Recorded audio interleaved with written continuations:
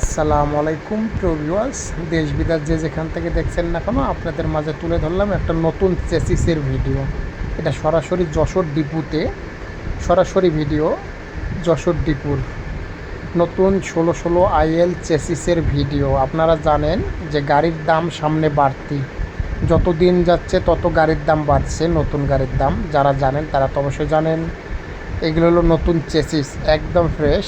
এখানে আপনারা নতুন যে কোনো ধরনের গাড়ি বুকিং করতে পারবেন।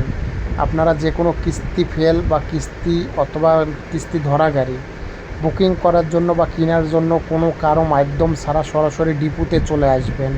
এসে আলোচনা করে আলোচনার ভিত্তিতে গাড়ি বুকিং করতে পারবেন। বাংলাদেশ 64 জেলাতে এবং রিফাত মোটরসের লোক আছে, ম্যানেজার এবং যে কোনো মাঠ কর্মী সবাই আছে।